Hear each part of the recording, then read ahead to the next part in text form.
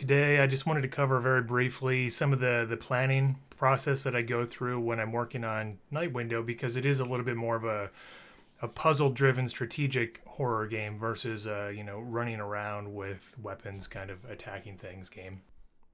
Because puzzles.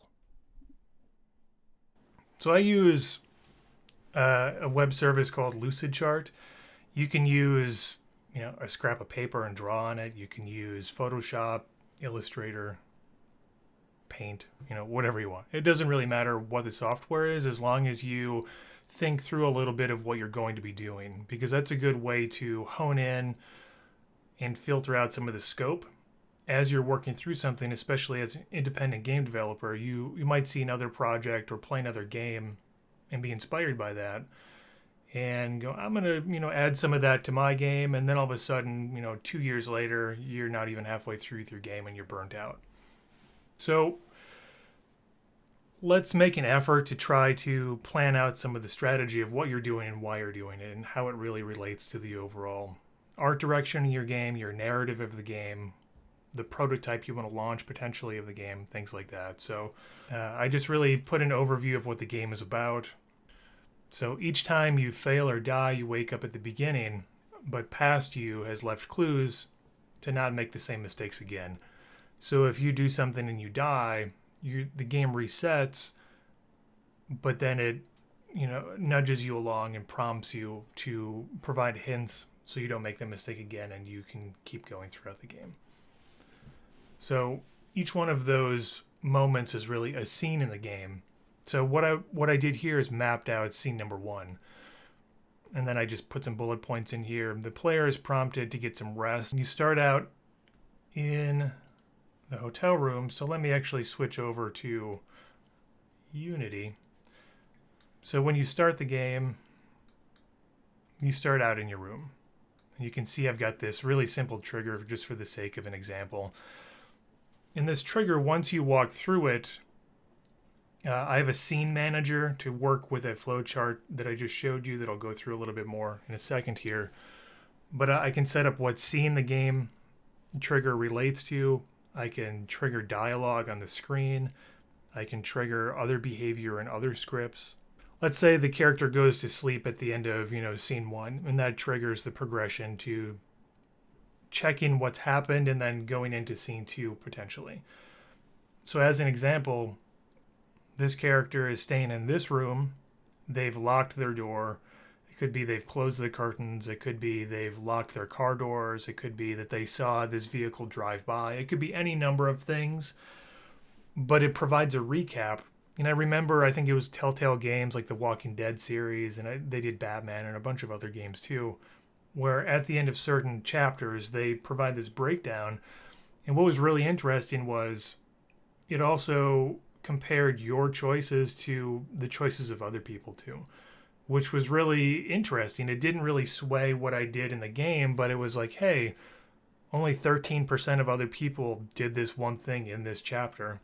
So then, it really reinforces that replayability and social engagement, where you may want to share this on social media, record some videos, stream it.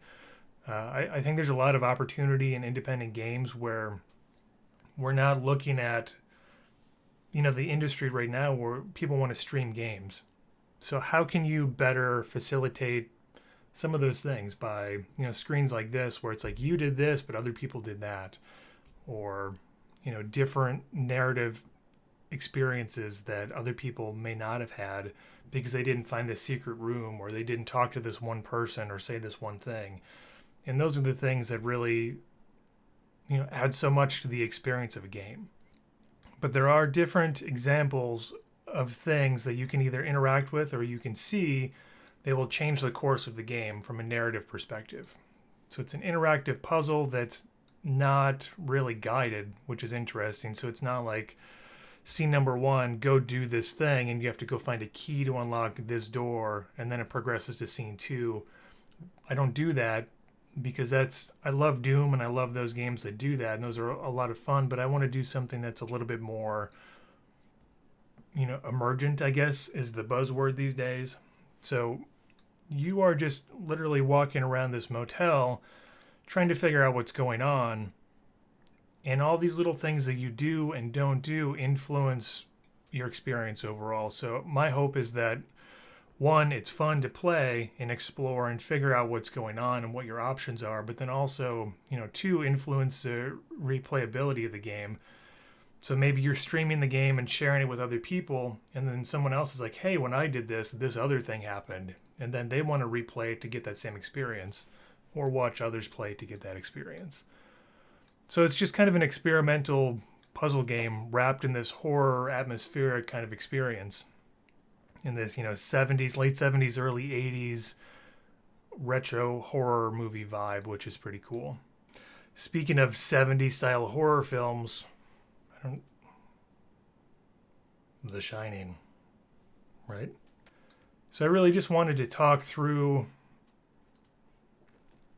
some of that planning. I don't want to get too much into the game itself because I want to save that stuff for when, everyone actually plays it. But the value of planning out your game in this way, whether it's a game design document, which is, it could be a one-page Word document or Google document, or it could be 100 pages with, visual examples and references and inspiration, whatever that looks like to you, as long as you start to map out what that is and why that is for your game, why you're doing what you're doing, what the hook is, why is this fun, why are you doing this? Why is anyone else going to want to play this? If you can map that out, then once you start to share content on social media, Discord, Reddit, wherever it is, you will get feedback, and not all feedback is valuable. Not all feedback is valuable.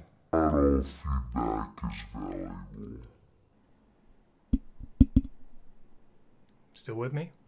It's very important to understand that in a game design document or a flow chart or whatever format, you can use that as a reminder that you are on the right path, and to not burn yourself out trying to build a game that somebody else wants you to build because this other game that had a larger budget or bigger team or more experience is doing this other thing that they really liked.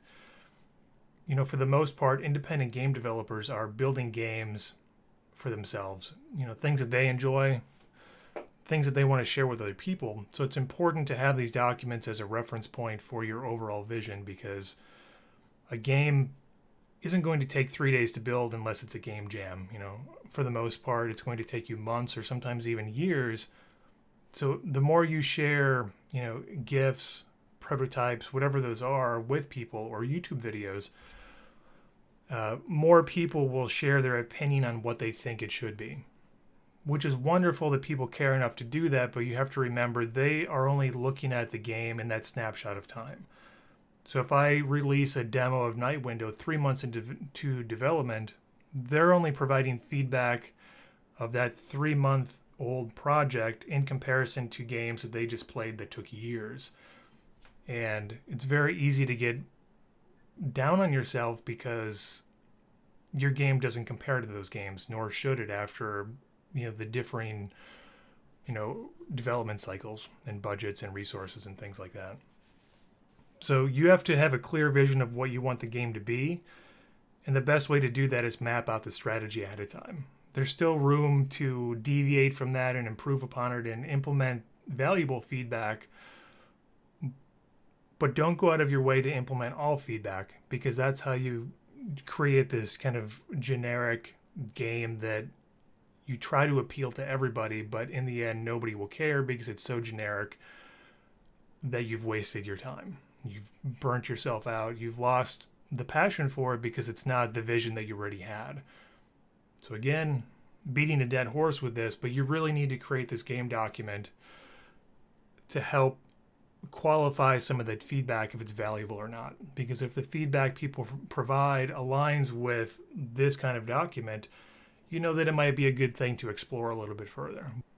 I just wanted to, take a few minutes and walk through why I'm doing what I'm doing with the planning phase, and, maybe help you out with when you're getting feedback and inspiration and how to go about planning your project too. And, don't give up because other people think your project should be something else.